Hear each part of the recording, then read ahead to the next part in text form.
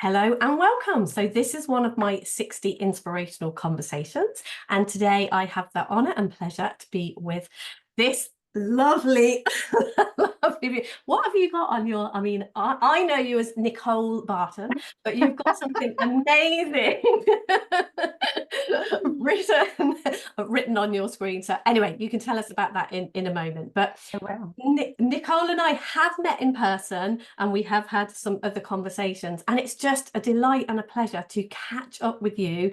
As I was just saying before we started recording, I really love the direction you are going in and what you are doing. So do you want to tell us a little bit about what the words that I'm seeing on the screen are, what it is you're up to, and Yeah, absolutely. Thank you so much for having me as well. And I'm really excited to celebrate your big milestone with you. So first and foremost, thank you. And also it's so funny and magically timed because I've been thinking about like, oh, Deborah, and then in you popped to ask me to do this. So I love that. I love the synchronicity. But yeah, my medicine name, in essence, a lot of the work that I do is about really kind of coming home to ourselves and learning to express who we truly are. And I guess I forget that I put my medicine name in the corner there. So it's just like obvious to me. So of course I'm a Medicina Alchemilla. But ultimately, yeah, the Medicina Alchemilla Apothecary of Ancient Healing Truth is who over the years I've come to discover is who I am.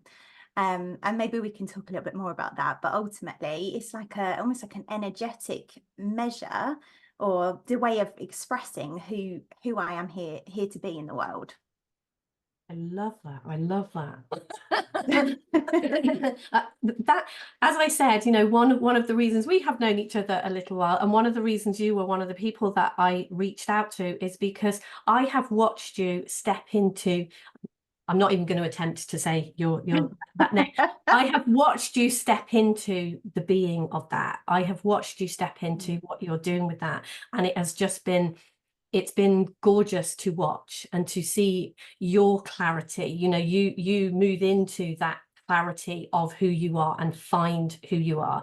And our business is called Dare to Be You, and I can see that when I was really struggling in the world, it was like, who on earth am I have no idea. If someone says to me, what color do you like, it's like, what color do you think I should like? There is no knowing of myself and what I was here to. And I had a lot of fear about expressing what I am here to express. And so, to see you stepping into and doing that has been really gorgeous to watch, because I know when we do step into that, whatever there are so many paths to a spiritual awakening, to see ourselves more deeply, to live our lives the way that should be expressed through us, if you like.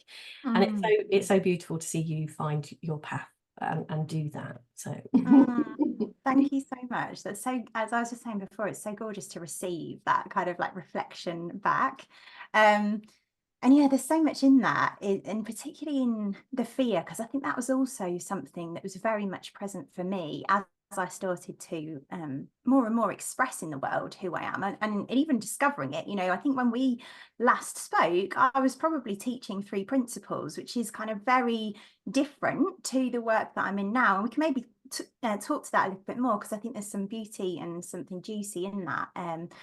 But yeah, ultimately, what I began to see over time was that this was kind of one of my deep woundings, this fear of truly expressing. And funnily enough, I was thinking about your Dare to Be You this morning when I was thinking about the podcast.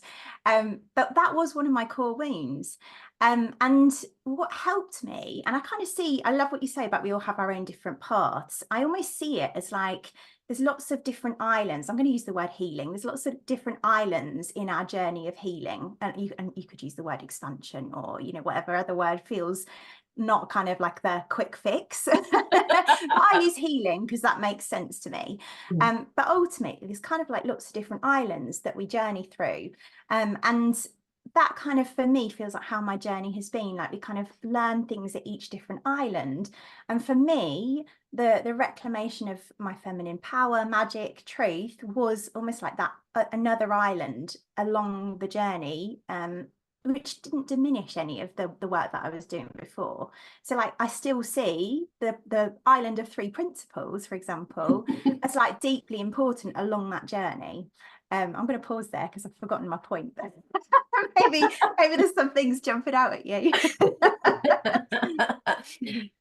Yeah, absolutely. And I can, one of the things I love is having guests and speaking to people who are expressing this in very different ways. And what I see is, like you're saying, you know, you came across the principles that had a huge impact on you. It impacted, you know, and it like a stepping stone. When I'm seeing in my head, I'm picturing this, oh yeah, we step there, that's there, then we step there, then we step there.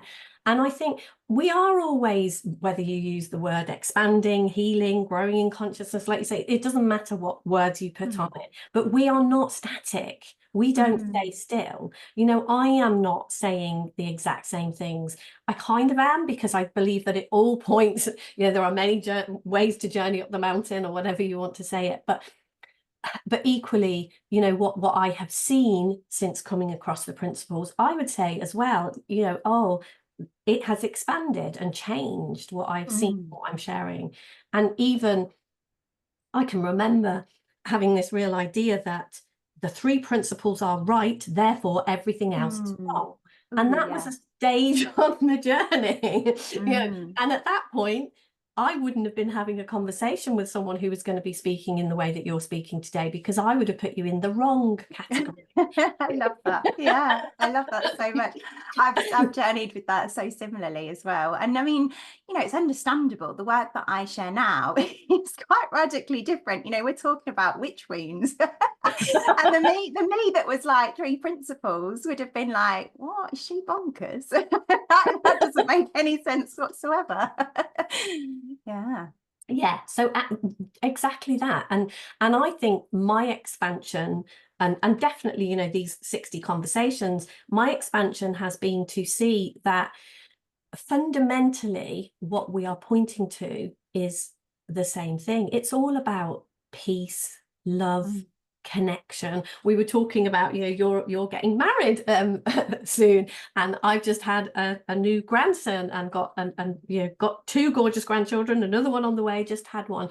And you know, if we break it down, what is it we want? What is it we are looking towards? We are looking towards that connection, that love, that, you know, new babies, marriage, joining together, coming together, connecting, loving each other, supporting each other, whatever. And so to me, when we have, I can see that one of my learnings was to see exactly in the way that you described it, the 3 principles was one of my stepping stones, islands, port of call, whatever it is. But it is like to see, when we listen and embrace all of the different ways people talk about this, there is so much that we can gain from that. And in the places where something hits up, for me, that is something for me to learn. It feels like, okay. And it's not that I have to necessarily agree with everything or change everything I'm doing and follow what someone else is doing, but it is, yeah, you can look at that and learn what's going on for you there if this hits. I love that so much, because one of the principles of the kind of the modality that I've created through my journey, it's like my unique point of view, and I'll speak to that maybe a little bit more in a moment in terms of what I mean by point of view. I've forgotten my point now. There was something, like cures like. So one of the principles, and it's really a universal law of healing, is this idea of like cures like. And I think what that actually means is that whenever there's resistance, there's usually something that's in it for us that's maybe like we're butting up against, that somebody else has kind of journeyed through, that they're able then to almost like mirror back to us. So I love what you shared about resistance, because I think there's always like expansion in resistance, and there's usually quite a lot of resistance to the witch. So it's quite helpful to illuminate, like my work is all about you know, the secret witch, and how the secret witch is really an archetypal symbol of a woman who maybe hides her feminine power, her feminine magic, and her true expression, so her wild expression. But what was magic as well is what you were talking about, like how it's all the same fundamentally. And I think there's almost like something that I started to see through my own journey is that, yes, exactly that, like three principles was pointing to this idea of like sameness, of universality. Like you could, the way that I describe it often now is an ascension. It's like seeing that there's something greater that is actually like really connecting all of us, that is, you know, this kind of greater universal energy or universal truth. And what I also saw was that there was almost like a journey also back into the reclamation of our unique expression. So it's like, yes, there's like this knowing and this fundamental truth that we're all the same, and like we can get to play in our unique expression at the same time. And the magic of that is that I pulled this card this morning, which is about the sacred union. And that's very much how I see it now. It's like there's this sacred union between what I would call the ascent and seeing that we're all the same, and this kind of like descent into the body, into our uniqueness, because we're all born with different bodies and different expressions and different almost like gifts and point of views as well. I'm going to pause there because I've said a lot. No, I love it. I love it. And yeah, and the card, I love the card. Yeah, it's that, isn't it? And definitely, I think where I am on my journey, it is the bringing together and seeing the uniqueness of different people, because definitely how I got into trouble, you know, the reason I was looking for something and came across the principles, the reason that I got into trouble was because I wasn't looking towards my uniqueness at all. It was very much like I was looking for people outside to validate me. And so it's like, okay, so if that's what, you know, if that's what you're doing, that's what, well, I've got to be a secret witch then, or whatever it is, I've got to take. And I would see all these different people doing different things and then try and be this and try and be this and 1 minute try and be this. And then the next minute try and be this. It's like, oh my gosh, no, actually know and love and trust yourself enough to be who you are here to be. Yes. And I can see that has been a huge learning for me, to be right, okay, yeah, these are the people are doing great things and it is beautiful. And you can, because again, this idea of right and wrong for me, it would mean that I can't like you and respect you if you're doing something completely different to me. It just sounds ridiculous now, but it's our learning, it's our growing, isn't it, coming through? No, you absolutely can love and respect people who are different to you, have a different, and I guess when you look, I was speaking that one of my conversations I've recently had with a really, really lovely man who is a doctor, and he is making huge changes in medicine through who he is showing up and being, how he wants to create, how, you know, people have an experience of coming in and having surgery and this, and that conversation couldn't have been more different to this one, you know, how it expressing. And yet what I see is the beauty in who he is, the beauty in who you are, the beauty in who I am, and that those things, they're connected, it's beautiful that we have got all of those differences. I think it's also really illuminating of a really, for me, one of the main reasons why this work's so important is because my belief is that we're all people are remedies. People are remedies and medicine for each other. And so if we are able to be fully expressed as who we are, you know, that is going to be medicine. So it comes back to that like cures like principle.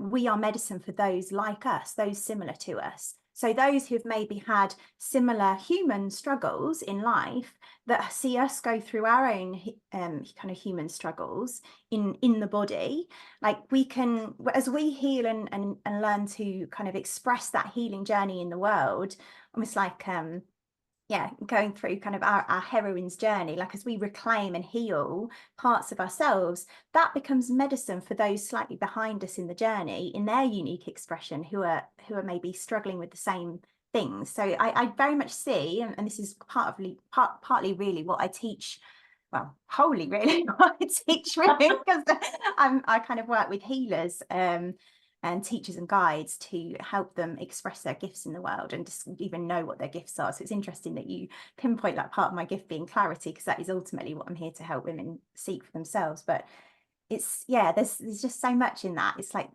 fundamentally we are remedies for each other. I love that. Expand on that for me. You can't keep talking. Say that. I just think it's, yeah, it's, and I so see that too. So yeah. Yeah, I guess, how can I expand on it? I guess ultimately what I started to see as I moved from my 3 principles journey was that coming into almost like our uniqueness, our bodies, coming home to seeing that there is this kind of unique expression of each of us, and like there is this kind of universal greater thing that connects us all, and we're each little different expressions. There's the Rumi quote, isn't there? You're not a drop in the ocean, you're the ocean in a drop. I always think of it as that. It's like there's this greater ocean that is like we're an expression of, and the more we embrace that expression, the more able to be a remedy for another person who's got a similar expression to us, if that makes sense. Because one of the things that I really see with people who do the kind of work that we do, you know, helping other people, being there for other people, is how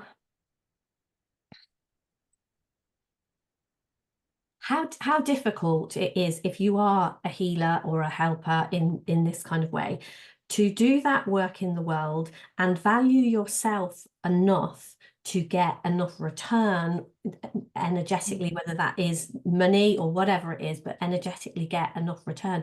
Because I see a lot of people who've got beautiful, beautiful gifts, and they're not fully out in the world expressing because of the fear that is behind it. Maybe, you know, I can't charge for this, or can you speak to some of that? I mean, I'm guessing you work with people and help them around that when they have found their gifts, how to actually.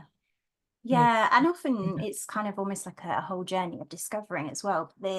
I kind of break it down into like 3 steps. I always say we kind of need to do the healing work for ourselves, because it comes back to that people being remedies. If we haven't healed ourselves, we're not going to know exactly what our gifts are, because our gifts are found in our wounds. That was something that I found in my own journey. I had to really kind of like almost, you know, and it was very, again, the opposite almost to 3 principles, like take a moment to go into our wounds and discover like what's there.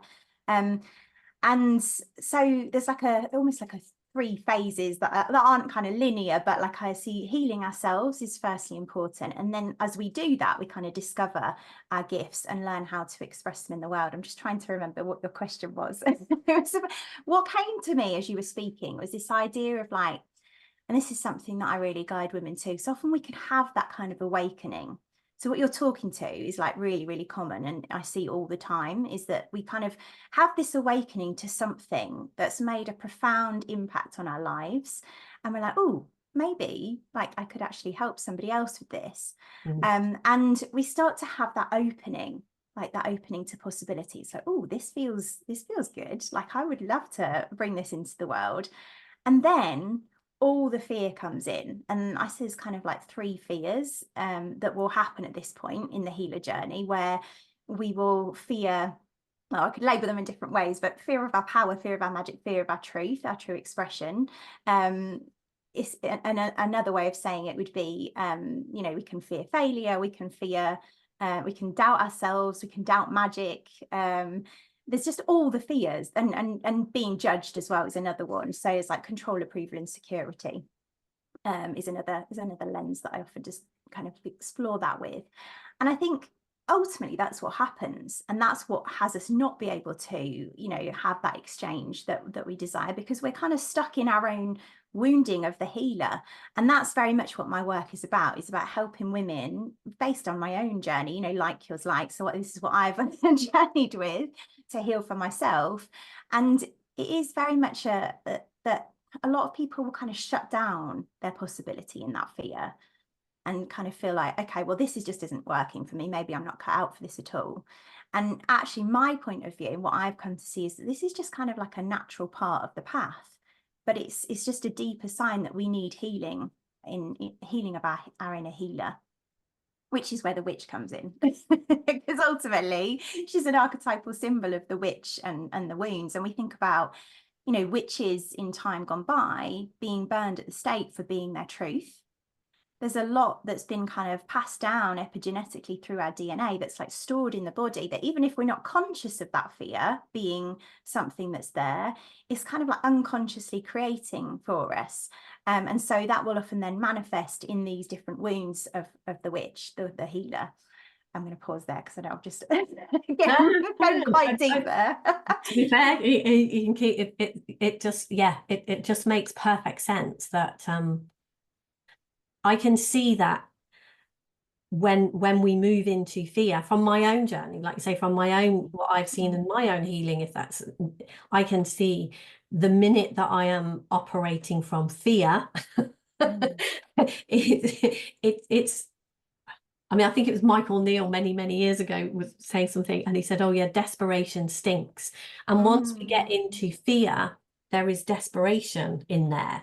It's like we hide, or we want something, or we need something, and we're desperate for it, but we're holding back the parts of us that are going to be able to get that. Really, it feels like a push-pull almost. Like, yeah. And I think that's the beauty of the witch in many ways as a healing lens. And maybe I can explore more about archetypal remedies and how they work. But ultimately, what I just was hearing you say was what tends to happen when we're in fear is that we're creating from fear.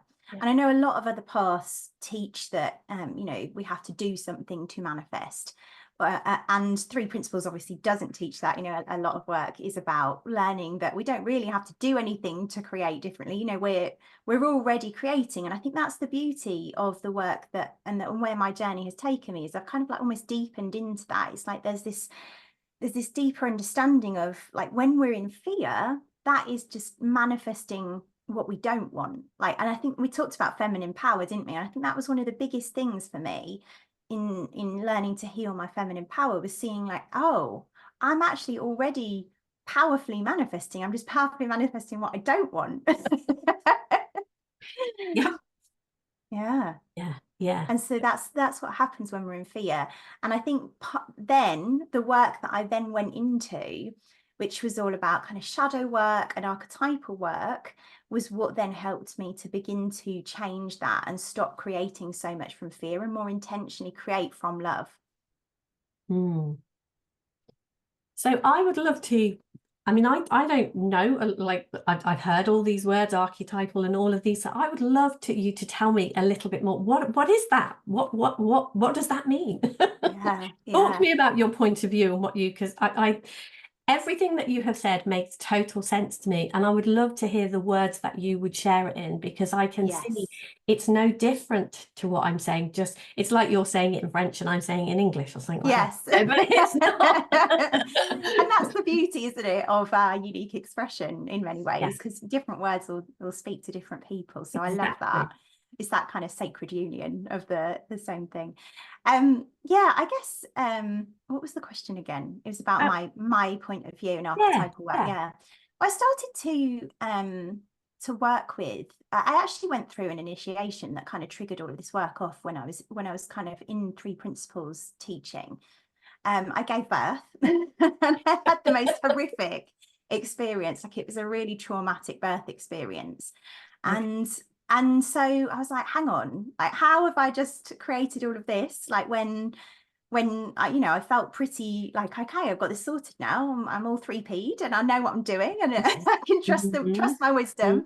And yet my experience was utterly horrific and just not an expression of feminine power at all. And so that's really what kind of called me into some deeper deeper work, and I kind of found a guide that was able to help me start to almost like unpack where that had been created from. So I started to see, okay, well, I must have created this, which takes quite a lot of radical responsibility, but it was like, okay, how have I created this? And as I deepened into that work, it was archetypal and shadow work, and I started to see the lens of the witch, and the witch, you might be like, well, that doesn't really make any sense, like what's the link? But ultimately the witch is almost like a symbol, a universal symbol that's recognizable, and within her she kind of represents aspects of ourselves that are contained within that symbol. So what I mean by that is she's a symbol of feminine power. She's a symbol of being our fully expressed healer selves. You know, she's a symbol of magic. All of these things that I'm talking about, you know, power, magic, truth, are contained within the witch, as a universal symbol that's recognizable. She also has a dark side, which people fear. So, you know, they're like, oh my God, not the ugly old witch in the corner, is like doing like dark magic. And, you know, she's a symbol of darkness as well. So what working with her helped me to do was to start to almost like reclaim the aspects of the witch within myself that I had feared, which ultimately was, you know, all of it. I feared my power, I feared my magic, I feared being my truth. And so what archetypal remedies do, and I've since kind of almost like pulled together there's like three ancient wisdom bodies that I would say have been like most influential in my journey. Those are homeopathy, which has helped me heal my entire life, and it's kind of like where the archetypal apothecary piece of my work comes in, because I see that ultimately the witch has her own inner apothecary of archetypal remedies to work with for self-healing. So there's homeopathy, archetypal psychology, and energy healing that's kind of combined into what I now call archetypal remedies. And an archetypal remedy can literally be anything. There's over 4,000 remedies, but they essentially are personality profiling tools that we can go into self-illumination and kind of almost like reclaim aspects of ourselves that have been lost, or our souls that have been lost. They're also like spirit guides, and also energy medicine, because they've got that homeopathic piece as well. That might not make a lot of sense what I've just said, so again I'm going to pause and see if there's anything that you're not quite understanding, because it's quite a lot to wrap your head around. No, it's making total sense.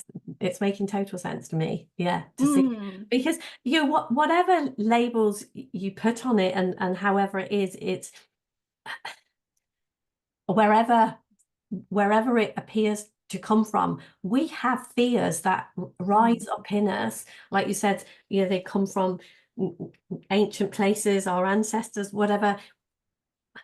Who, you know, wherever they come from, I can completely see that fears that appear to be nothing really necessarily to do with me. Maybe they are, maybe I can trace them. But one of the things I've also seen, you know, it's almost irrelevant. It's like you've got this fear, so it's sort of all, no matter where it's come from.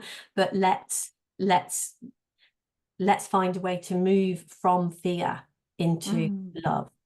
And you know, what I was hearing in what you were saying is there will be things that will trigger us. We will get like, and I absolutely respect to you for owning that you created the birth in that way, because I think one of the most difficult things, because my story, pre-principles, my story was I was in an incredibly abusive relationship. And one of the things that awakened in me around that was, if I continue to carry the story, I kind of don't really know what are the words to put on it to make sense to people. But if I actually carry the story that someone did this to me, I'm stuck. I'm a victim. And so actually kind of seeing how I was showing up, who I was being, that was the only way that it could have been. You know, it would be like planting an apple seed and expecting a pear tree to grow. You know, I was planting apple seeds, so I was going to get an apple tree. That's you know, that's how I was showing up. That was the fear that was being expressed through me. So I couldn't have been anything other than abused. And to kind of see, And I guess in a way it's a similar thing when you're saying who I was being. The birth had to be like that because of how I was being. That was how the birth was going to be. But it does take some guts to kind of say, but if we are not prepared to do that, we are going to stay victims and stuck, because our lives don't lie.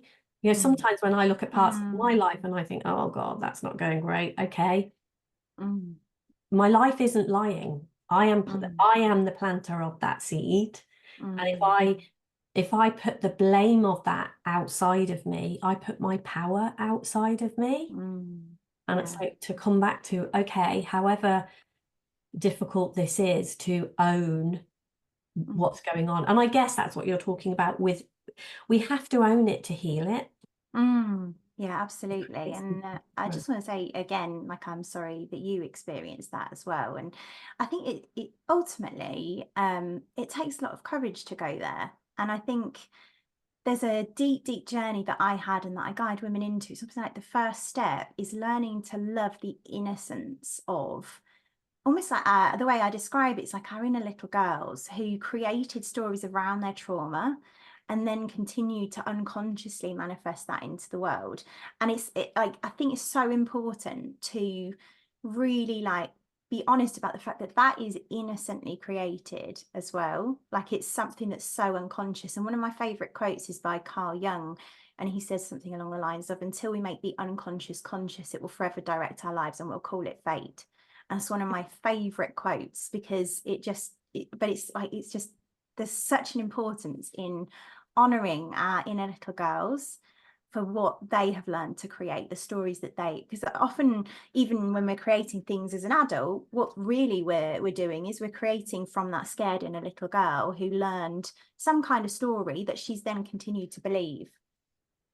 Absolutely. And I can, all of this, none of this is about blame. I can see this isn't, oh, Nicole, that was your fault and you're stupid. It's no. But there has to be some kind of, like you say, unconsciously, innocently, accidentally, I took on whatever, the story I made up, this story, this thing happened and I made it into this story. Therefore, I am creating from that story, because I can see that that's what happened to me. I created a story that fundamentally I wasn't good enough. And so therefore I could not be me, because me isn't good enough.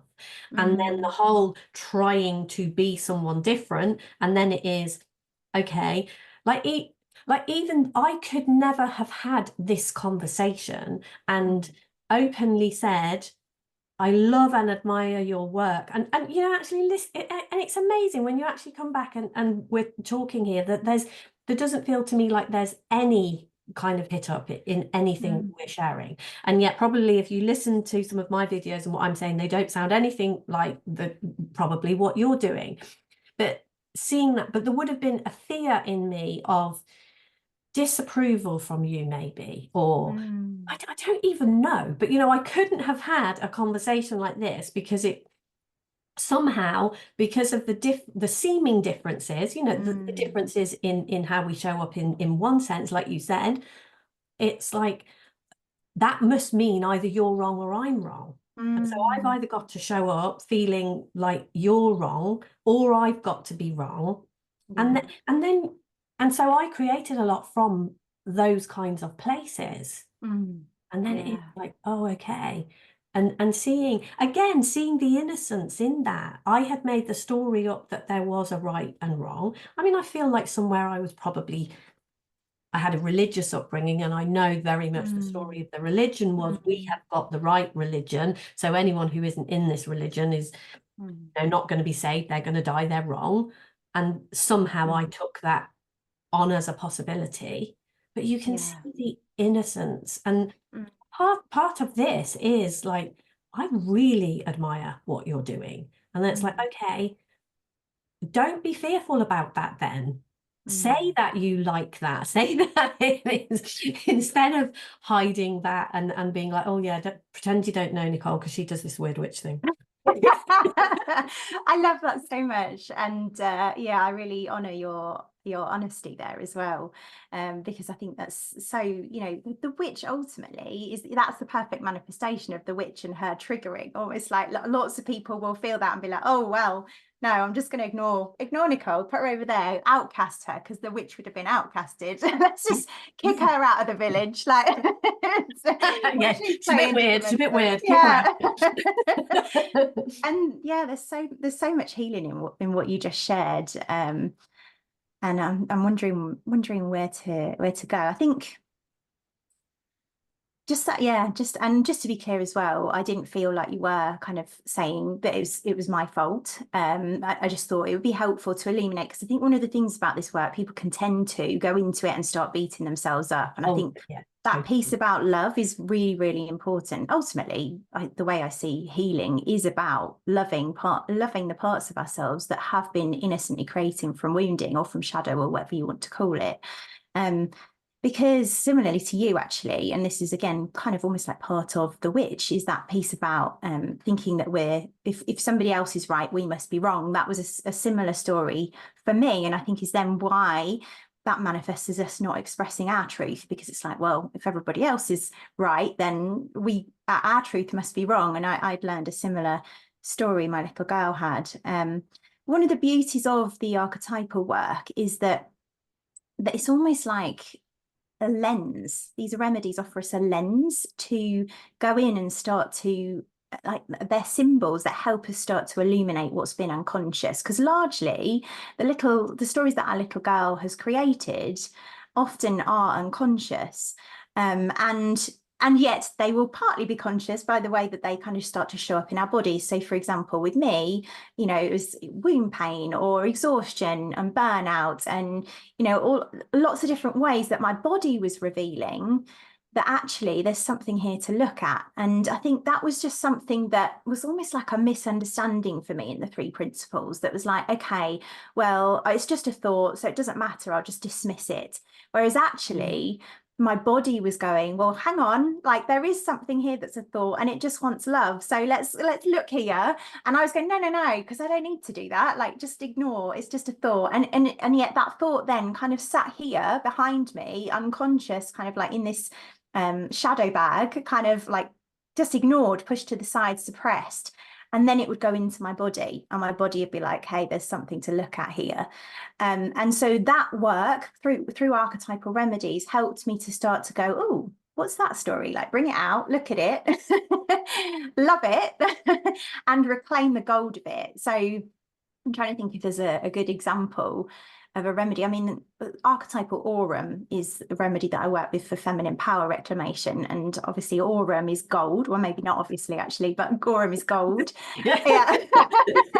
It's a shiny metal, and you think about metal, you know, it's a symbol of power. Like, you use it in coins, you know, it's a symbol of power. And as I started to kind of work with aurum, I started to see the themes again of this particular remedy, and illuminate patterns like where I had with my power, I had maybe like either hustled, pushed, forced, you know, for success, chasing the money, chasing success, or and like being a tyrant as well. There was, you know, we think about power, there's quite a masculine energy to power that's like, yeah, you will do what I say, was part of my shadow. And then on the flip side, I also learned I was helpless. So there's like almost like a shadow pole that we will swing between the opposite ends.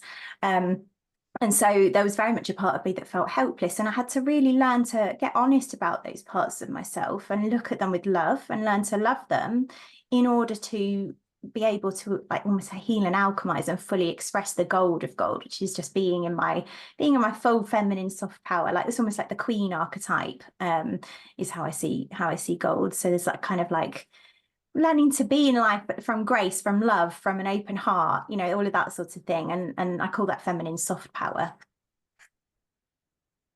So resonate with all of that, as in I can see from the place that I got into with abuse, it was like, yeah, I would be a victim It's like I can't voice what I want. I would a people pleaser, absolutely, a victim and a people pleaser. And then the absolute opposite to that is the bully.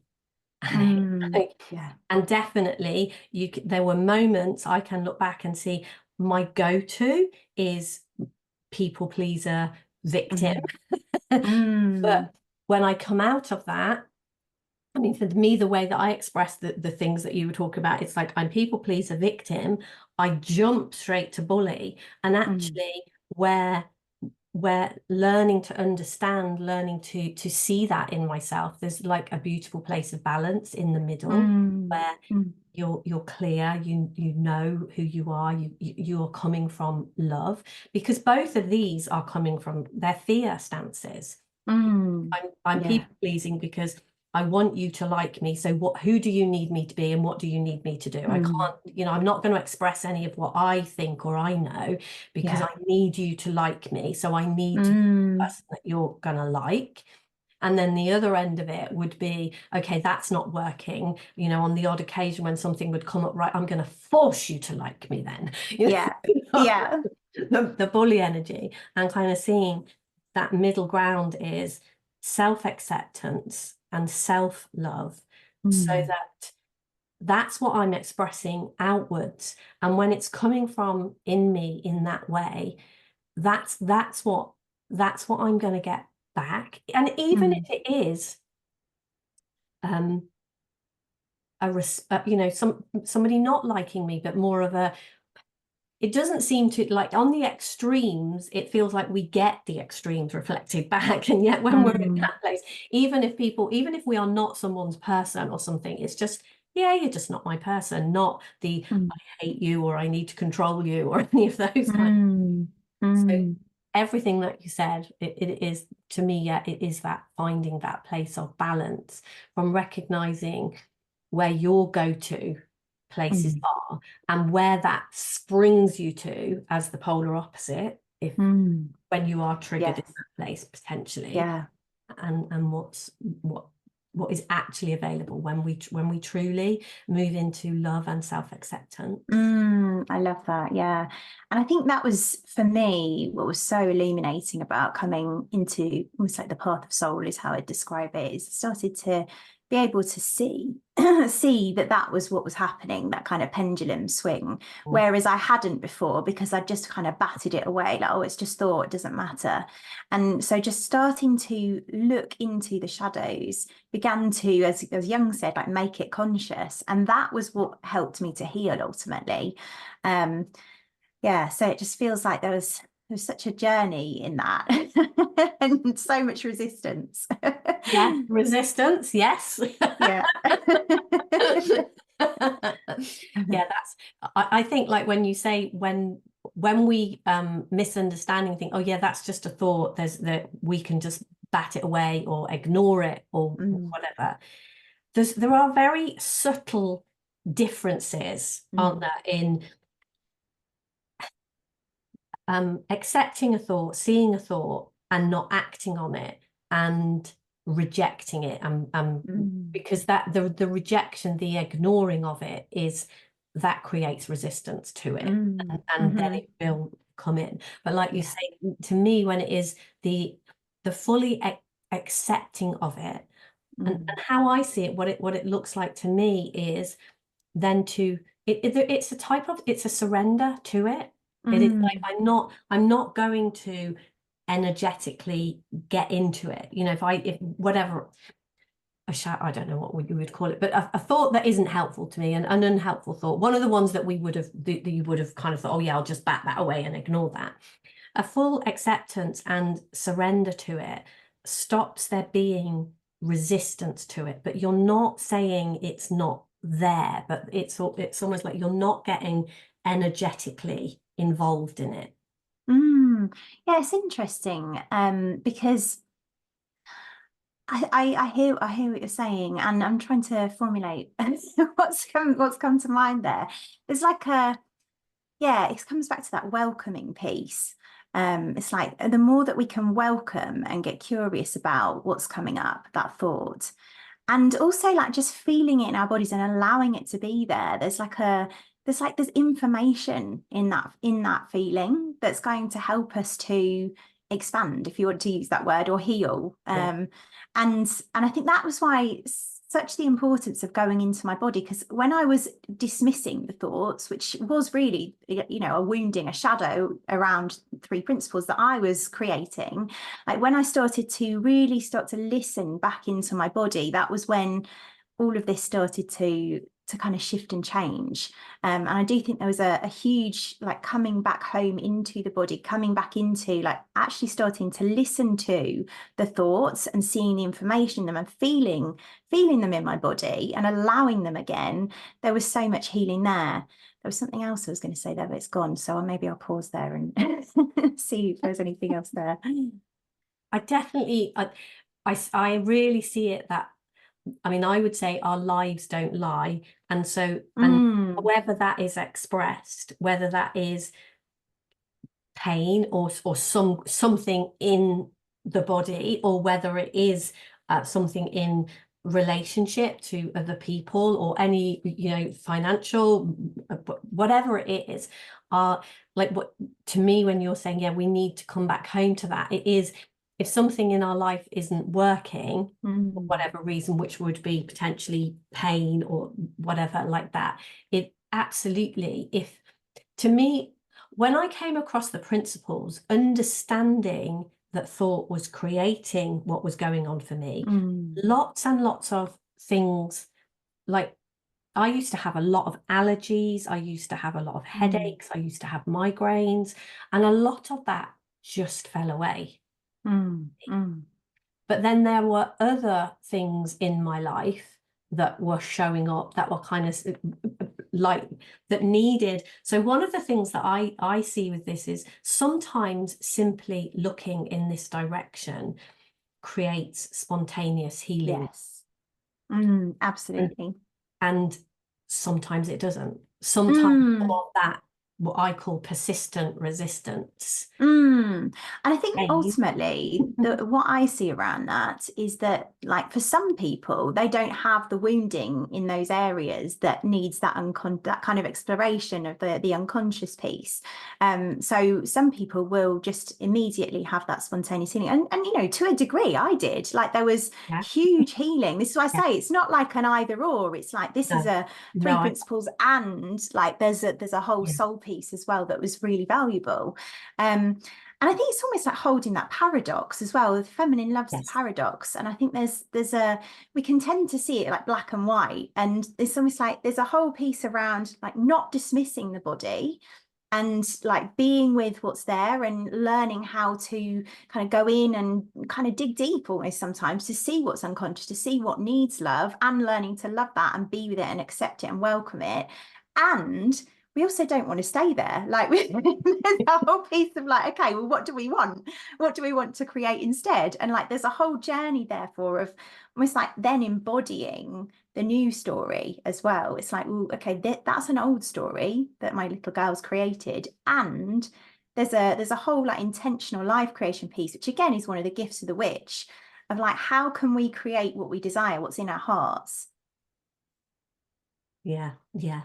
And I mean, it really circles round, doesn't it, to everything we've been saying about the whole acceptance of it all. And I guess in one sense, when and that whole idea of right and wrong, you know, it's like there's a way to get this right. And to me, it's like that it's what's right in this moment. Because it's not a one size fits all, and it's not, and there is so much. And I think if we limit ourselves to just one thing, and certainly if we are being called, you know, if one thing appeals to us and everything is great and our lives are going, you know, there is nothing, because like when you're talking about the wounds and all of this, again, you know, so our lives don't lie. So if there is something for us to look at, we will know that. We will be, if we have the courage to look, we will see where maybe pain is arising in our body, or where, you know, something is reflecting to us in a relationship or in some way, we will see, yeah, there's something to be looked at a bit more. There is more to see here. So maybe if one thing does do that for you, then brilliant. But I absolutely think everything in life, when you see it all around, it reflects, when we look at different cultures and different countries and different colored skins and all of these things, where we have for centuries rejected what's not the same as us.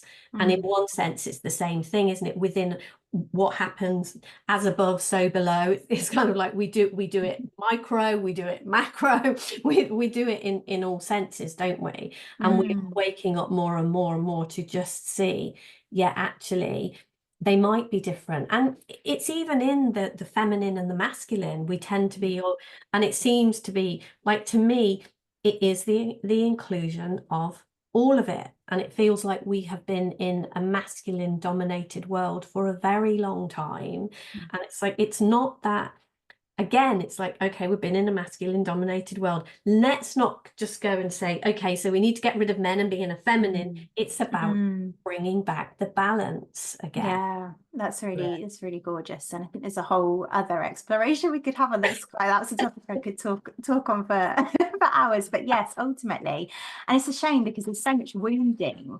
around the feminine and the masculine in our culture, to the point where we've almost like, beat men up with a stick because we're now swinging to the opposite end of the pole. And I teach feminine embodiment, so it's very much around, I see, if I've been born as a woman in a feminine body, and there's, I think it ultimately comes back to like coming home to our bodies, because like you say, life doesn't lie. Like, our bodies don't lie. Our bodies are the compass. And so it's very much like feeling into, how does fear feel in my body? How does love feel in my body? And what's that revealing about where I am right now? It's almost like that wisdom reclamation piece, isn't it? Is ultimately the key. It's like, how can we come home to what's in our hearts? How can we come home to the truth? Like, what's true for us? What's our intuition? What's our wisdom? I love that. I love that. And I think for each one of us, we have to go inside ourselves to find that for ourselves. It's one of the things that nobody else can do that for us. I know, like you in your work and me in mine, we guide people and help them and point them in that direction. But ultimately, what is true for you may not be true for me in the exact same way, and vice versa, and of all of us, because we are each a unique expression of this. And so, our expression might be slightly different. And then to me, it is dropping the judgment of myself and dropping the judgment of others, and allowing all of those expressions, however they show up and whatever they are, with love and respect for all of the different expressions, and then going inside and having the courage to own my own. And I guess that's what I really, really have seen in you, the courage to do that. Thank you so much. No, I really loved what you said there. And I think ultimately that for me is the true art and science of real healing, is like learning to to get in touch with our own wisdom. And that's very much, like you say, nobody can do that for us. And I think that's that reclaiming of our power piece, is like learning to own our power to heal ourselves through that journey of self-illumination, is ultimately how I see it. And that journey of ultimately reclaiming our own wisdom, which I feel is found in the body. And the body very much is that kind of almost like the house of our soul. So that's why I often language it in that kind of soul descent piece. It's like we can almost have gone through that ascension journey that takes us, and for me, this was my experience, took me out of my body, and it was like coming back home to my body, the magic of my body. Like I often, I talk about archetypal Luna being like the feminine body particularly is like full of mystery and magic. And like we've been taught that by a culture that is very masculine driven, that's not welcome. And so it is very much that kind of reclaiming of the feminine magic, the feminine mystery, the kind of deep connection to our wisdom. Yeah, I love that. I love that. Nicole, I could just keep talking to you all day. Yeah, likewise. This has been amazing. Have you got any parting words before we any wisdom to share? I'm like, well, Spotlight on you. yeah, it's a good question. Let me just feel into like what feels. I think one of the things that I really want to share, that's deeply important to me, is that we can often kind of do any work from a like quick fix perspective. And so the ultimate thing that I'd love people to take away from this conversation is that we're not fixing ourselves. Like there's no need to fix ourselves because we're not broken. Like this work is really about loving ourselves back home. And you know, with whatever we want to create with that, like there's obviously probably some kind of vision that's brought us into this work, whether that be personal healing or learning to be a healer or a guide or whatever it is. Like ultimately the way to that is, and this was a big misunderstanding for me, is like we're not fixing ourselves, we're here to love ourselves back to our wholeness. Oh, I love that. I love that. That's beautiful. Thank you. So if anybody wants to know more about your work and where you are, how can they find you and connect with you? Oh, well, I'm on Facebook, which is just Nicole, if you search Nicole Barton. I'm on Instagram as well, which is I am Nicole Barton, and you can look at my website. Probably the best address for that is secretwitch.co.uk, because that'll take people directly to the podcast, but the whole website's there as well. So yeah. Well, hopefully you'll give me those and I will put that underneath this video wherever people are finding it. So thank you. Thank you so much. I've really, really enjoyed our conversation and it's been so good to catch up with you. So thank you so much. No, it's my absolute pleasure. Thank you for inviting me. I've loved it. It felt really juicy. It did, yeah. In my body, in my feminine body. Magical. It really has. It's felt like a beautiful conversation. Thank you so much. Thank you.